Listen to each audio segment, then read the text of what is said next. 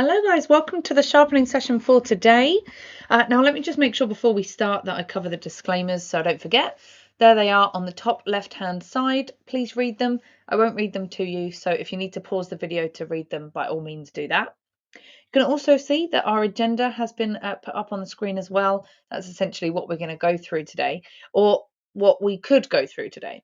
Sharpening sessions are great. We do them on the weekends when the markets aren't open, other than maybe cryptocurrencies. And we do that so that we can cover more theory, concepts, background of things, and give more context to what we do. If you're watching our sessions during the week when we're trading stocks, futures, options, forex, it might be, especially if you're newer to it, it might be that those kind of things are hard to keep up with if you're not really understanding what's going on. If it's the first time you've seen us use these tools, or maybe you're completely new to trading. So we do these sessions on the weekends just to give a little bit more context and hopefully make it make a little bit more sense.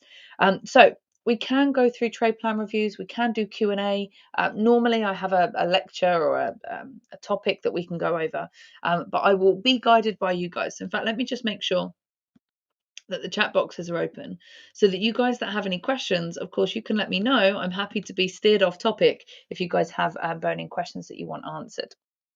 Now, just to show you different places you can go for questions. So you can see down here, you've got becky@traddictiv.com and support@traddictiv.com. So if you're watching recorded and you have questions, by all means, you can email us. Otherwise, you can go to tradewithufos.com/Becky, which you can see there on the screen. Now, if I bring up, where is it? If I bring that up, so becky@traddictiv.com, that's not what it is. That's my email address. The website link is tradewithufos.com/Becky. Now, from this link, you can get different apps and platforms if you want. You can book one-on-one coaching with me if you'd like. If you scroll down, you can log in here for free and you can post questions in this public space, which I can then answer in this public space. What it means is everybody can learn from this area, kind of like a frequently asked questions place. So if you go here, you might find that somebody else has already asked the question that you're thinking of and the answer's already there. Or it might be that you're doing somebody else the favor by doing that, posting the question there. So ideally, that's where you'll go for questions. Now, like I said, I've got my chat boxes up. So those that are watching live, please let me know if you have questions as we go. But what I was thinking of today in terms of our lecture time, because we do have a lot of new people joining us who might be trading veterans, but at least new to the way we do things, is I wanted to kind of really go back to basics and start talking about the sort of fundamental principles that are underlying what we're doing to give context to the apps that we use so you understand how they work. So what I'm going to do, I'm going to bring up Top, which is our trading platform. If you have TradeStation, then our UFOs and AutoClimate will look similar as what you see on TradeStation. Also as well, we've got TradingView that you can use, and TradingView looks slightly different, but really it's the same apps doing the same things. They just are displayed differently depending on which platform you use. So when you see us in our sessions, you will mainly see, if you're watching, you will see that we use AutoClimate, which is this app down here. We're using AutoUFOs, which are these things here, and we're using the EMA. So we've already done sessions before. In fact, I think my last sharpening session was purely about AutoClimate. So if you look for the second most recent one to this one, like the one that happened before this chronologically, pretty sure it was that one or maybe the one before, where we covered AutoClimate in all its glory and how it can be used. What I wanted to do today is give more attention to the AutoUFOs, so these guys, and the EMA, which is shown there, why we use them the way that we do, what's going on, what's happening behind the scenes. So you can understand why we use these apps in the way that we do and what they're doing, what's the point of them. There are many different indicators you can use when you trade. So just as an example, if I was to add a study here, and this is on Top, so this is our platform. Well, we don't have all of the maybe thousands that exist. We've selected particular ones, but even just on here, you've got, I can't count, maybe 40 odd, 50, I don't know, quite a lot of different choices. How do you know which to use? We show specific ones, AutoClimate, AutoUFOs, and the EMA. But there are so many different indicators you could use. Why would you use them? What's good about them? And you're seeing us using these apps, especially AutoUFOs that's paid for, and going, why is that any different to any of these other studies? Why would I use that instead of something else? No, you don't need to, by the way. There are many other apps and indicators that people use and that they use successfully. Most of the time, it's hard to figure out in this crazy world of trading when you do have so many options what to do, how to use it. There are many YouTube videos that are obviously accessible for free where people explain what they're doing. There are many sort of auto bots and things like that. Unfortunately, if it were as simple as all you had to do was Google copy trading, click on the first one and follow that person and make money, the world and the economy would be a very different place. There is a lot of different things you can do in trading, which makes it confusing, makes it overwhelming, and often leads to most people losing money because they might be using an indicator that makes somebody else money, but they're using it in the wrong way or on the wrong time frames or with different combinations of other indicators. So when it comes to our apps and our indicators that we use, I wanted to explain them and give you that context of what's going on behind the scenes. So that's going to be the topic for today. But as I said, if you're watching live, I can see Mark there. Hi, Mark. If you're watching live and you have any questions, especially if you are somebody that, like Mark that's joined us for a long time, this is going to be basic. This is going to be really coming back to these like fundamental concepts. So it might be that you have other questions that are a bit more advanced or something like that. So let me know. Like I said, I'm happy to be steered off topic by those watching live that have burning questions.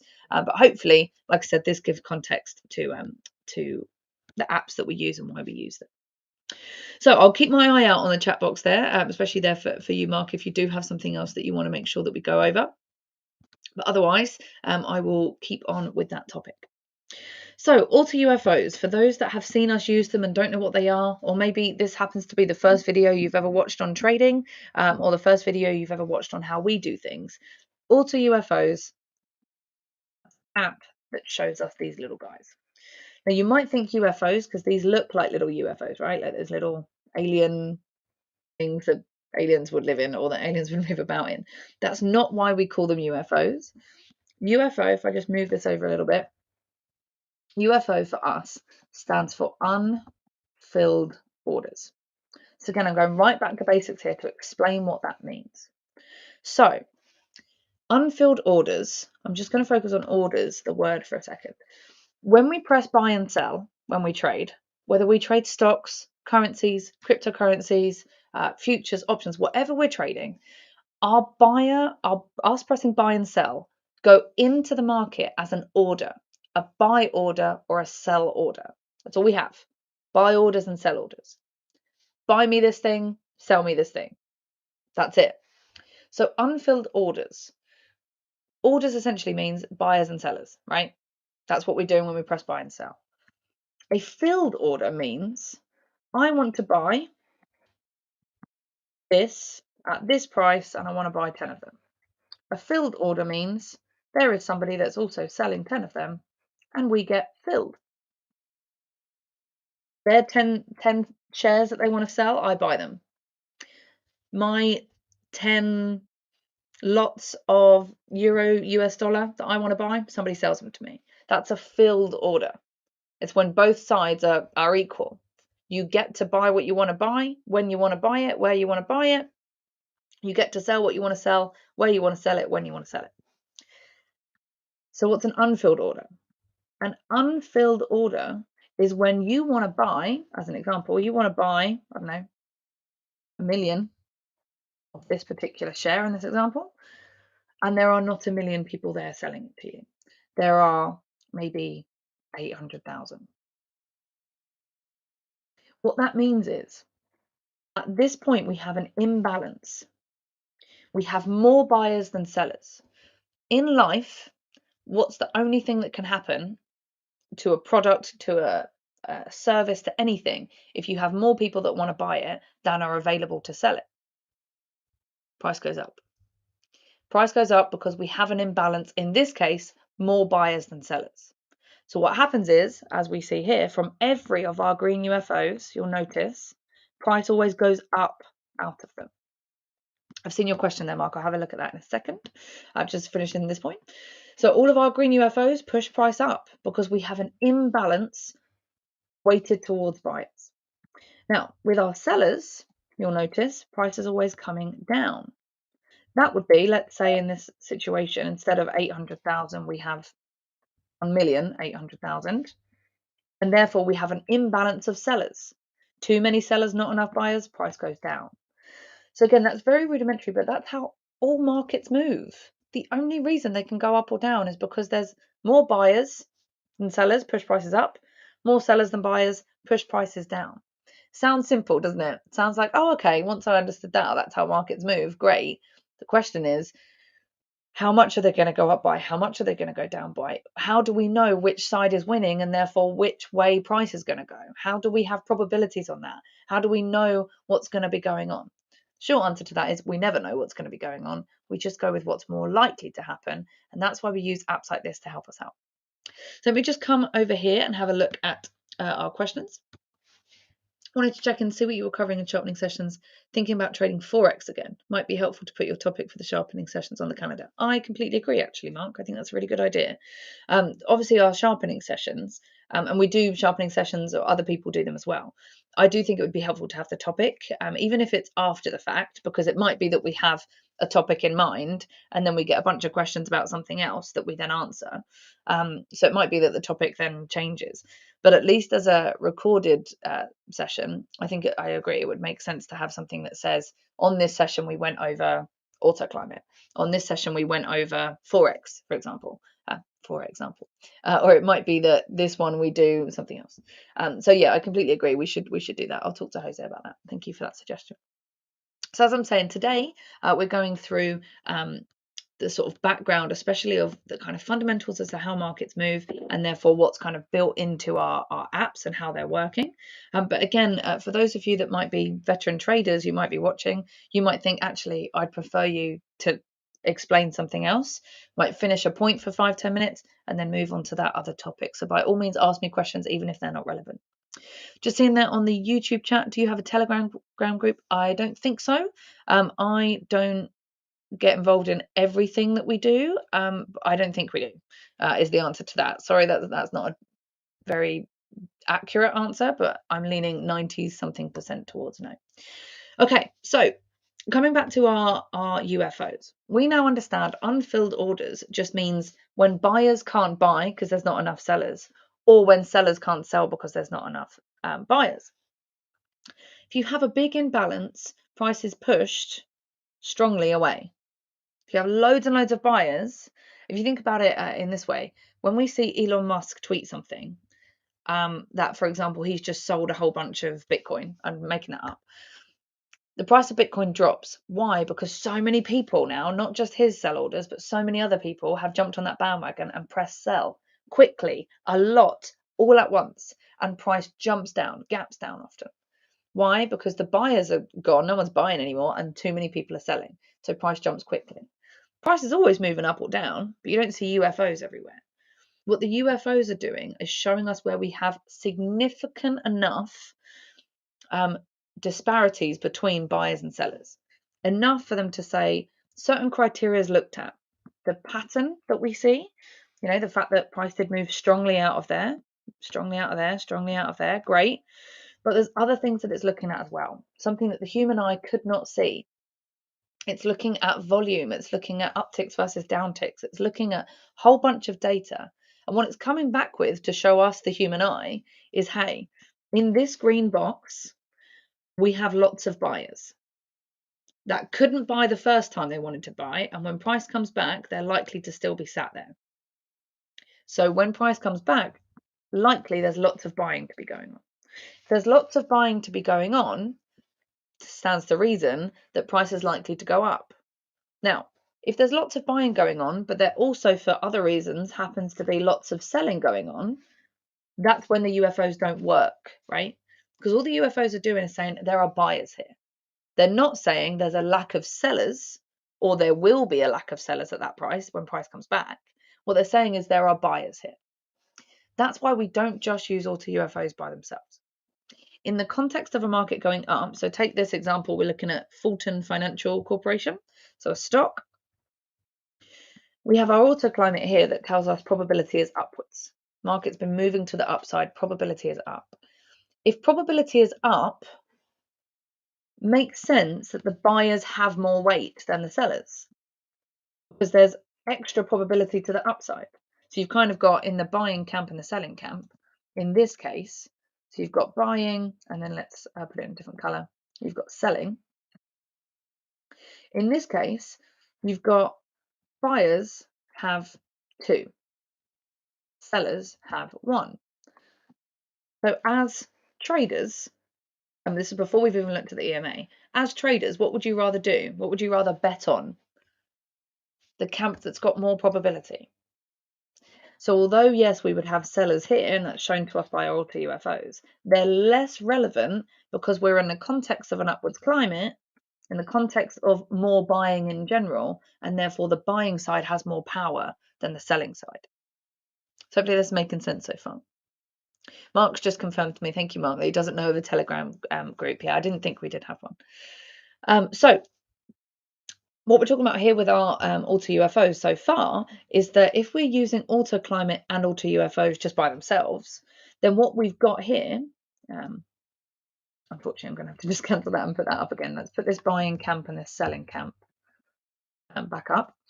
So in this case, before we've looked at anything else, we know that the buyers have more probability than the sellers. That's not to say, by the way, just because something has more probability doesn't mean it's going to happen.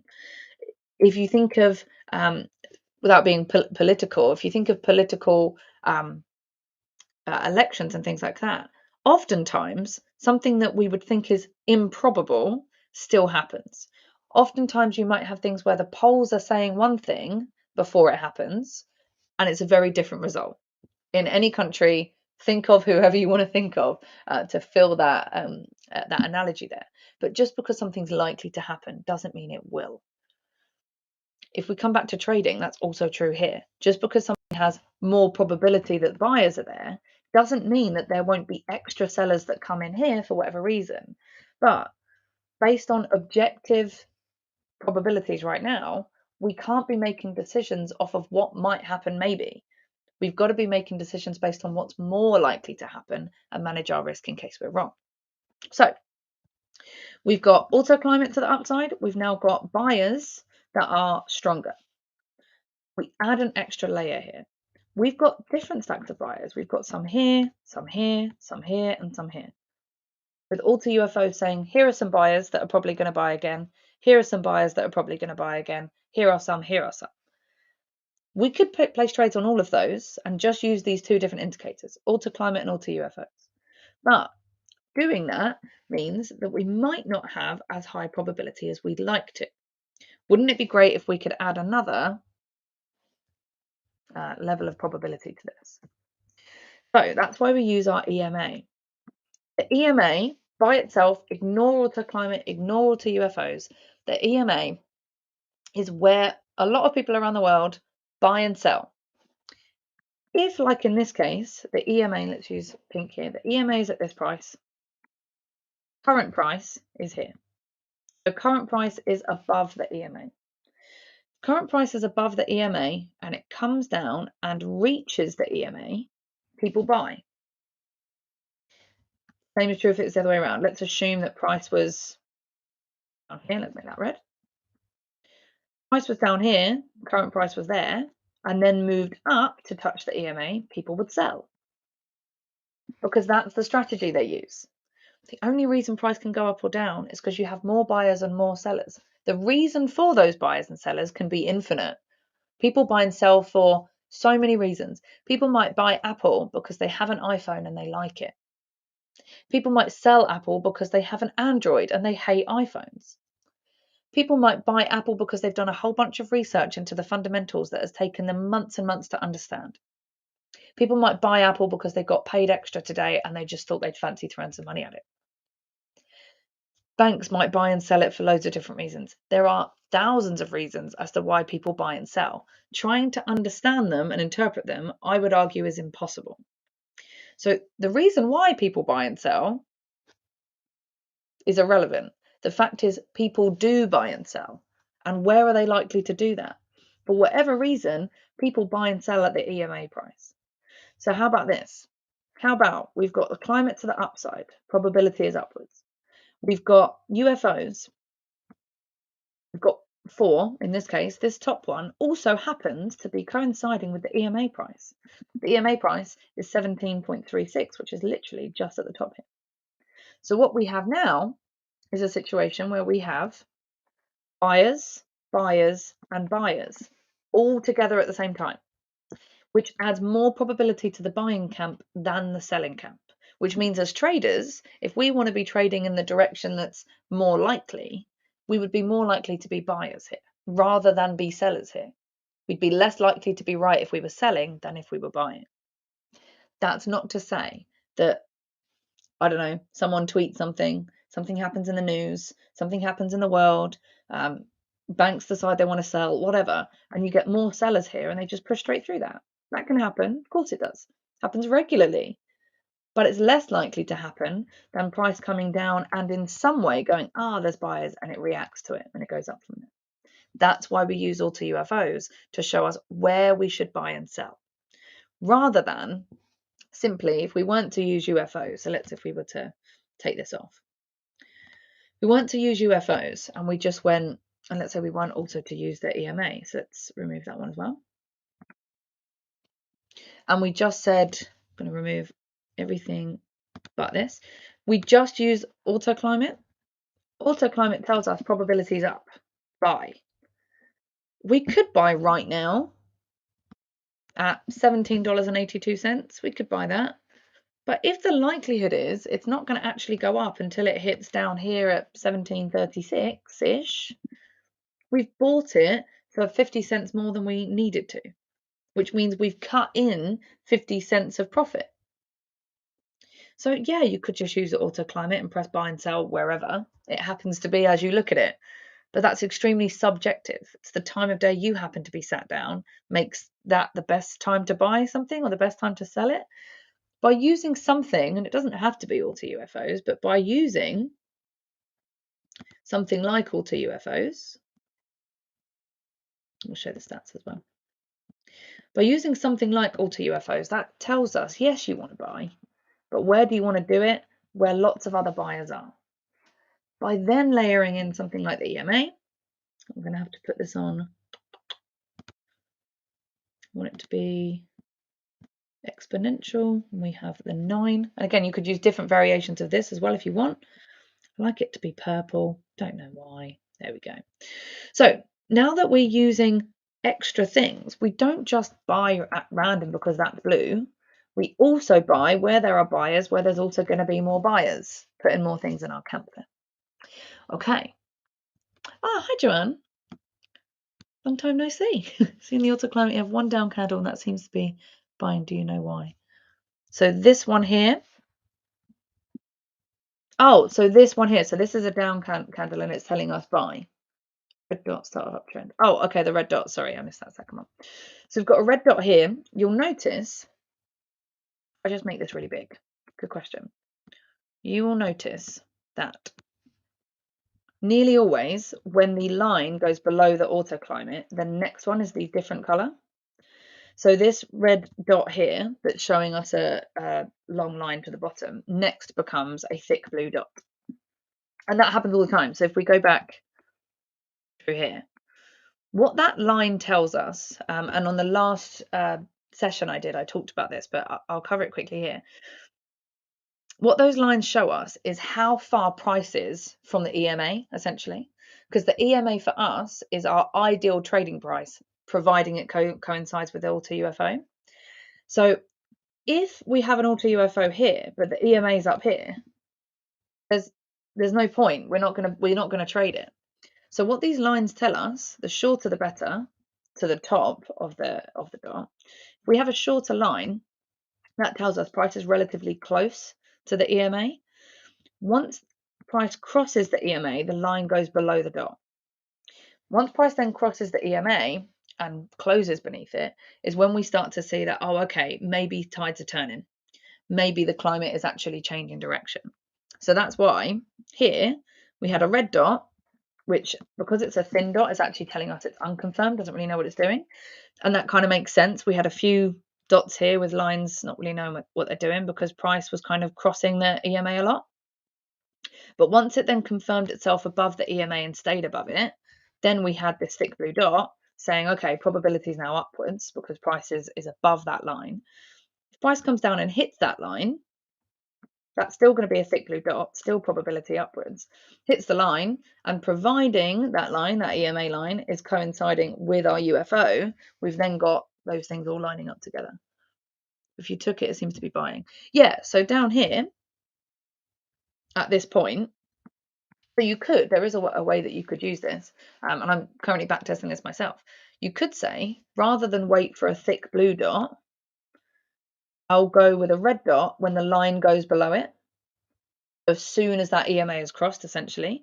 So we had a red dot here. As soon as price crossed the EMA, you could have bought there, which is on this same candle. So rather than waiting for it to be confirmed blue and getting in there, you could get in earlier, which would be here.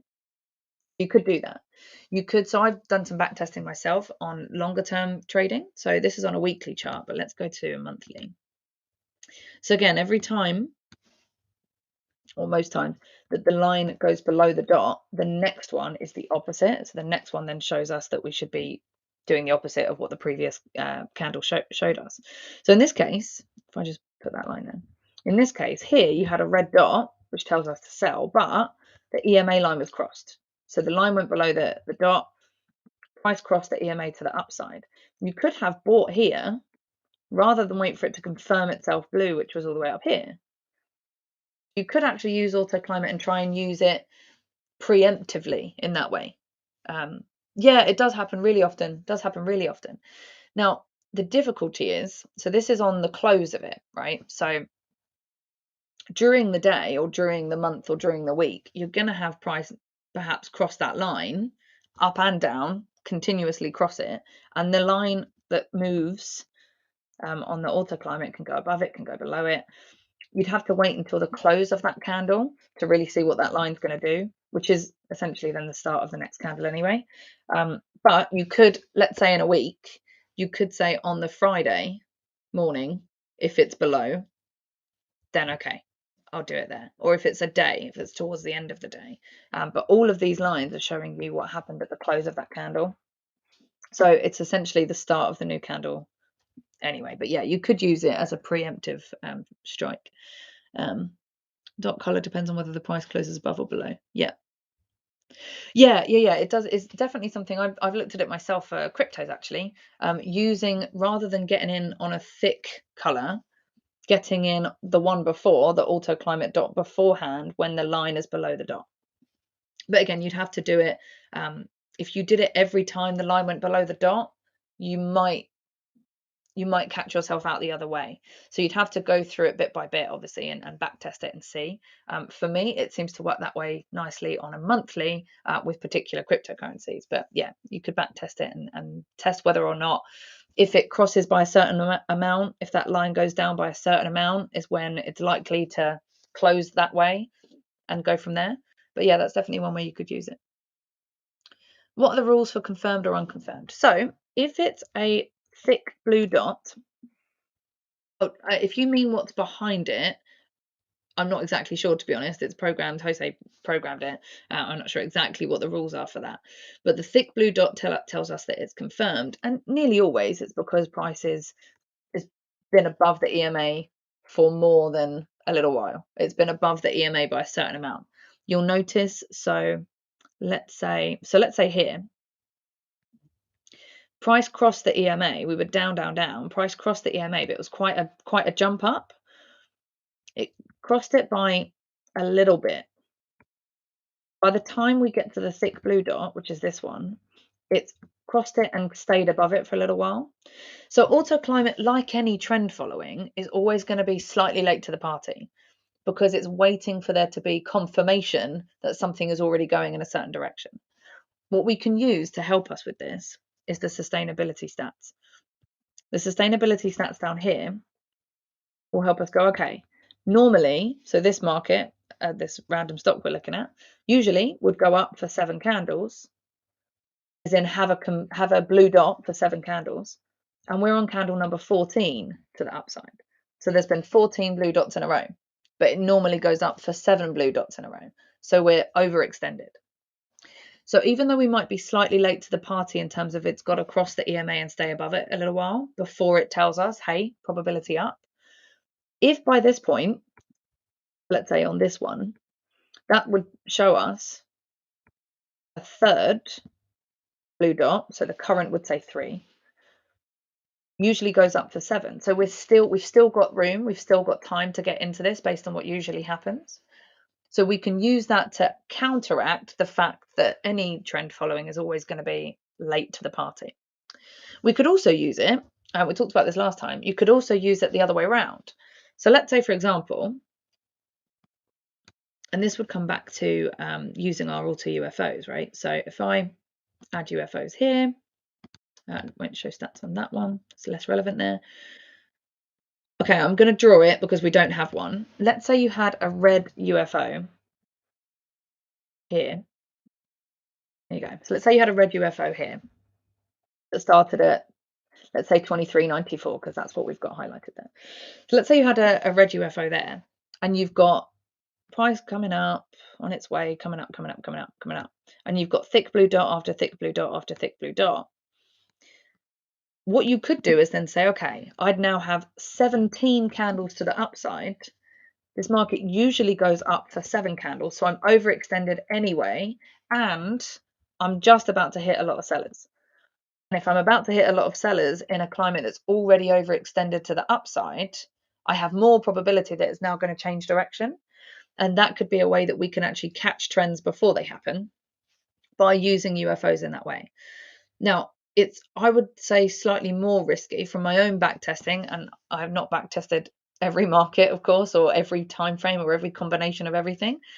In this way, you would obviously be doing, you wouldn't be using the EMA for your entry, because the EMA, if we've got a thick blue dot, by logic, the EMA is going to be below us. So what you could do is set it up and say, okay, if I'm overextended and I'm about to hit some sellers, and then price crosses the EMA, then I get in there. And okay, cool. If there happens to be a UFO that forms there as well, great.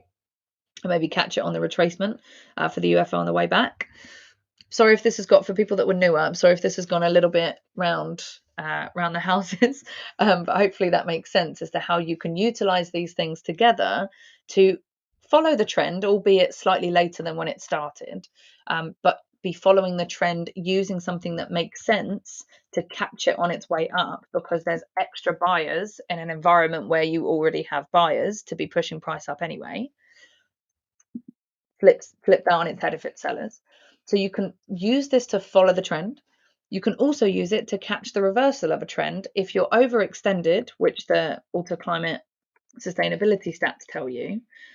You're overextended and you're about to come into, on the same time frame, the opposite of what you're doing. So if price is coming up and you're overextended to the upside and you want to say that you're about to come into a big stack of sellers, you could, if you wanted to, make it very simple and literally just have your entry there and your stop there. Play off the bigger time frames.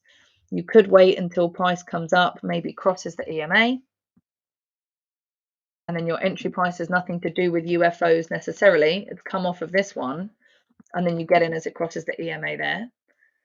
And then perhaps you put your stop wherever the closest red UFO is. Or you wait for it to cross the EMA, come down, perhaps down here we're going to have a thin dot or a blue dot that's got a line going the other way. But on the other time frame, what you now see are red UFOs turn up. But you've got sellers turning up where lots more sellers have just pushed them down, and price has just crossed the climate, the EMA anyway, which means the climate's probably about to change. And that way you catch the trend ahead of time. So there's a 2 standard deviation range to also consider with the histogram. I mean, it's with using this, so that with the Auto Climate, with the lines and with our sustainability stats and the standard deviations between things, I always come back to this, and I know it must be really annoying for people. Ultimately, it's up to you to decide how strict you are on these things. You could be saying, normally would go up for 7 candles. I don't care what that number is, right? You could be saying it's got to be within 2, or it's got to be within 1, or it's got to be at 7, or it's got to be up to 10, or it's got to be whatever. You can be really, really strict on how far you go from that deviation. You can say, if the line is not more than a certain standard deviation above that, I won't do it, or I will do it. Ultimately, the stricter you are on any rules, ignore all these ones if you want and follow something else. The stricter you are on the rules, the less trades you have, but probably the higher probability rate you do. The more free you are on your rules, or the less rules you have, the more trades you place, the easier it is to find a trade, but the less likely they are to work. So you've got different things to consider in any trading methodology. It's up to us as traders. So for example, for me, most of the time, I trade exactly what this methodology suggests. But I'll backtest different things to see whether or not, how different would it be, for example, if I didn't use the EMA? How different would it be if I simply went thick blue dot, green UFO, I'll place the top one. And if that breaks, I'll place this one. And if that breaks, I'll place this one. Providing that's still blue, I'll take it. What would happen to my results? Would it make that much of a difference? In which case, maybe it's worth being in more trades. Does it make a huge difference? In which case, maybe it's worth sticking to the EMA. There could be people that say, understandably, this is free, got to pay for this one. So I'll just get in at the EMA price. Perhaps you could trial it and backtest it and say, what difference does it make if I use the EMA by itself versus have it with the UFO, versus put Fibonacci in, versus be more strict on how far it can deviate, versus being less strict on those things. Ultimately, I always think, as traders, although we have people all over the place that do courses and YouTube videos and have apps and have methodologies that we could follow exactly, and that's great. Ultimately, backtesting it and figuring out for yourself what makes more sense based on your personality type is going to work so much better for you. Let's say, for example, we were to say to you, it's got to be a thick blue dot. It's got to be half of that number. It's got to be at the EMA price. It's got to be at a UFO. The UFOs have to have a probability rate of over 70%. And it's also got to be within a Fibonacci retracement line. You might look at hundreds of different potential setups and only place one trade. And you might be the type of person that drives you absolutely insane to do that. You don't have the time or the patience. If we said to you, if that's a thick blue dot, just buy it wherever. You might be somebody that goes, I need more structure than that. I need something that makes more sense. I need to be in fewer trades because I don't know where to buy or where to sell. I don't know when I'm right or wrong. And everything in between that. And that's just with this strategy, let alone layering in other things. So must make your rules, exactly. Referring to the distance stats, Bollinger Bands are two standard deviations above and below a moving average. It helps to consider if price is overextended. Yeah, so you could use Bollinger Bands as well as those rules. If you've got, and to be fair, it might be that those are coded into AutoClimate anyway. There's many different things that are coded into these.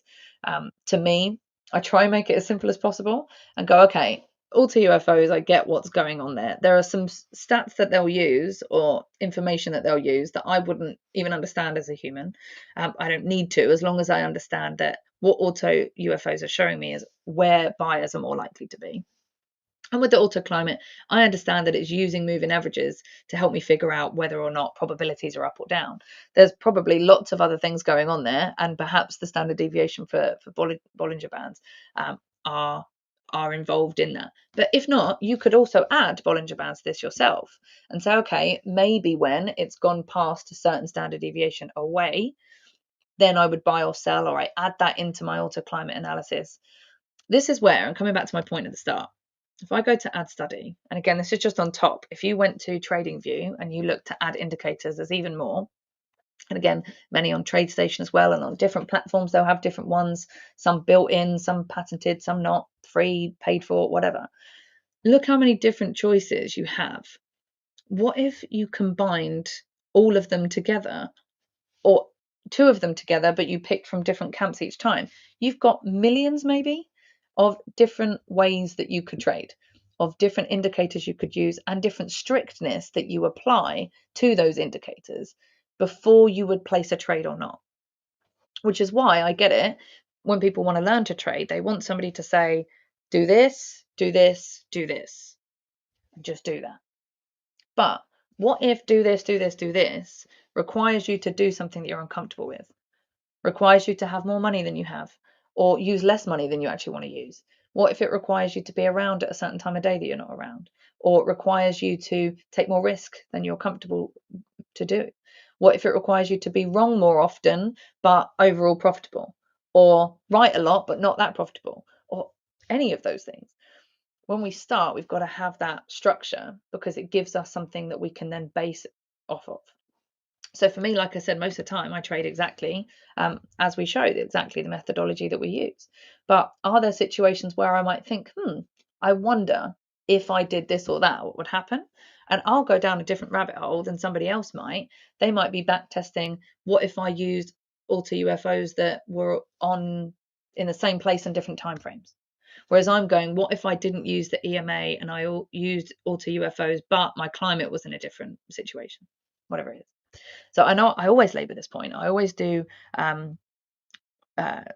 sharpening sessions where I basically say, do what you want, which I get must be frustrating, but hopefully it makes sense as to why. And you've got the structure at least to then start going down these rabbit holes. So the distance stats in AutoClimate. So these distance stats are to do with the lines. So it tells us down here the distance stats between them and the standard deviations between them. So again, you can layer this in if you want to. So you could say, for example, it's currently further than the 2 standard deviations would be. So in which case I'm not going to trade it. For me, again, I always use scans to do this for me so that I don't have to come down and look at more stats. The scans that we use, and you can use this in TradeStation as well, the scans that we use, if I'm looking at AutoClimate and I'm looking at confirmed up and I click near 9 EMA, it's going to automatically filter out the ones that are not close enough based on that standard deviation distance. If I'm just, let's say I've got a watch list, so I don't use a scan and I've got 10 stocks that I look at, then yeah, you'd come down here and you'd say, is this worth my time? If it 2 standard deviations is 1.09 and we're currently 1.26, then we're too far away really, not for the trade to still be valid, but let's say price is here and the EMA is here. Let's use a different line. Based on how far it would usually move, it's got to come a little bit far.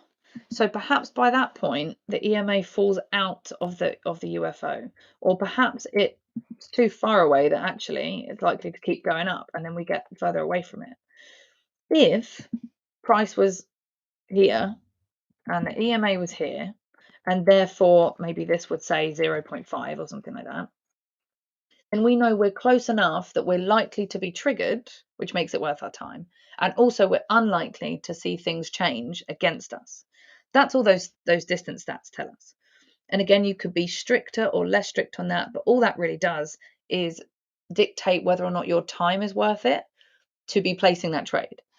If that current was 5, and that would be crazy, but let's say it was 5, then maybe price is up here and the EMA is all the way down here. You could place a trade, but it's probably just less worth your time. It's not that it's less likely to work. It's just that you're likely going to have to cancel it because things will change by the time you get entered into that trade.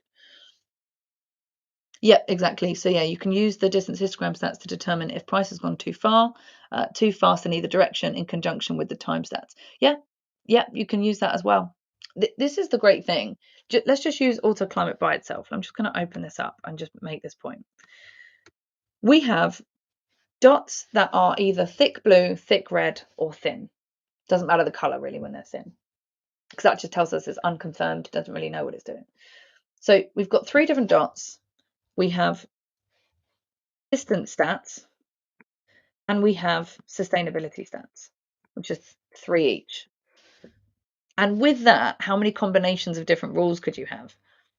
How many different applications could you apply, let alone before you've brought in AutoUFOs, let alone before you've brought in different timeframes, let alone before you've brought in EMA prices and crossovers or anything else. So yeah, you can use these stats in all kinds of different ways to give you more or less probabilities. To me, the distance stats are more for, like I said, figuring out if it's worth your time to place the trade. But again, you could use them to say exactly like you just said there, Mark. Has it gone too far too fast in either direction? Has it gone... So in which case, if it's gone too far too fast, like an elastic band, if something shoots up real quick, it's likely to shoot down real quick. It's just physics, right? It works in everything in life. It often works that way in the markets as well. So if that happens, then you don't want to be getting into a trade up here, because it's gone too quickly, or it's gone too far too quickly. Like an elastic band, it's been pulled. Maybe you want to keep away from that. So again, you can use it to use both of these stats in conjunction with each other to your advantage. You could ignore them entirely and just go thick blue buy, thick red sell.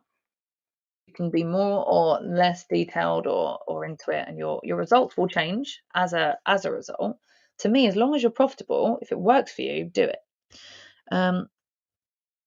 As a user, it's all testing to what you see. Sorry, Joanne, I missed your comments there. It's all testing to what you see as a user of UFO and how you see the markets. Again, completely agree. There are people, and we know this, of course, there are lots of people that will try and use visually what they see on a chart, which is absolutely fine. There are loads of people that do well on that. There'll be people, I've met people that do that very well.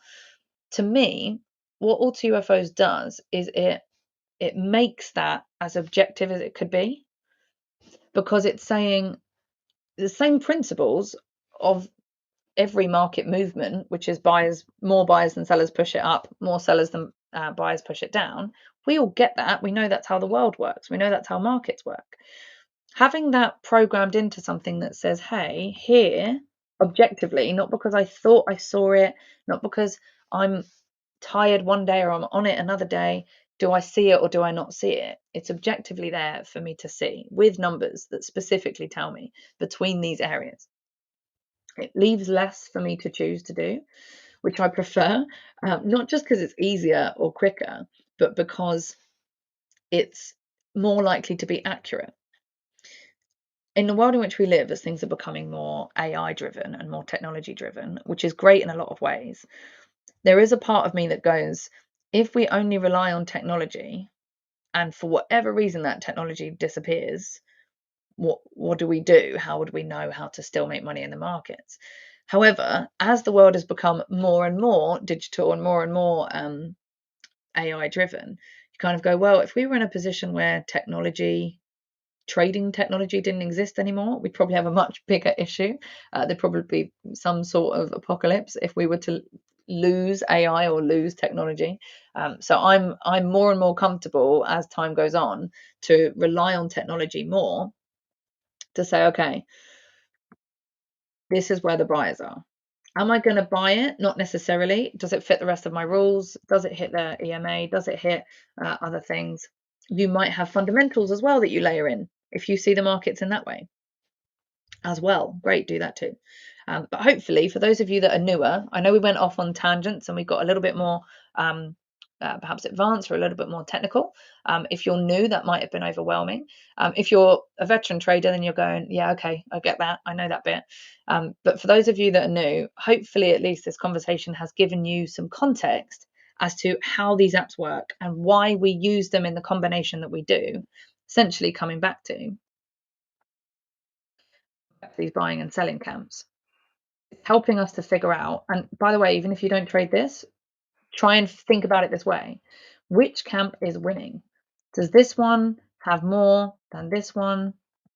If so, I buy it. If selling has more points in that camp, then I sell it. Try and think about it this way. Which of those two forces is winning or more likely to win? And ideally, use more than one parameter to help you figure that out. Because again, if it was just as simple as it's above the EMA, buy it, it's below the EMA, sell it, and do that consistently and you'll be fine, then the world would be different. Most people that try and trade lose money. And I think it's because there's so many different ways you can do it, and it's easy to get confused and not really know what you're doing.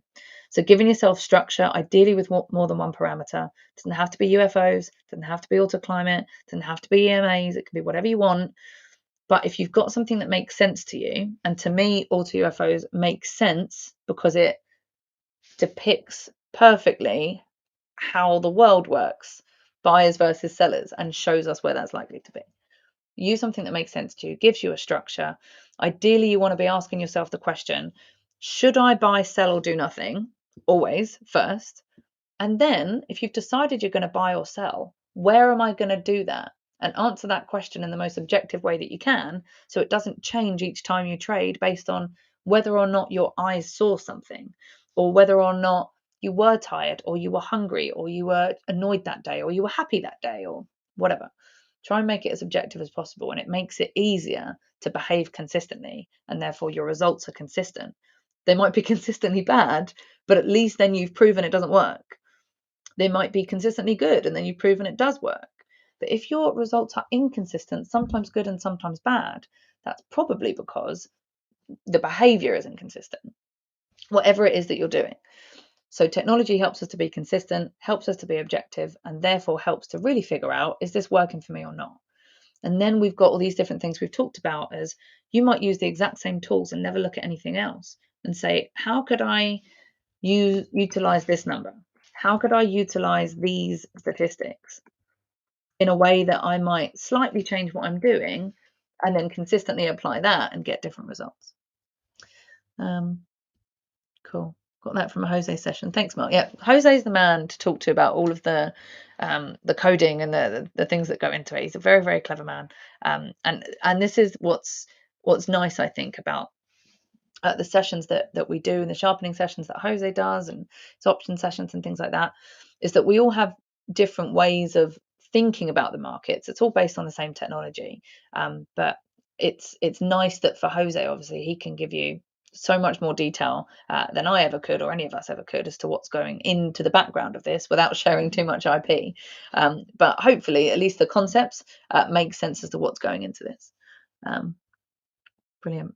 Cool. So I can't believe that we've been here for 56 minutes, I think.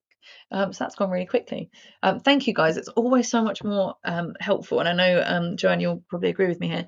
When you've got people that ask questions and engage, it's good, because it means I know that what I'm talking about is something people actually want to know. They're not just letting the video go by, or switching it off because it's boring, or it's not answering their question, or it's not too fast, or it's not too slow.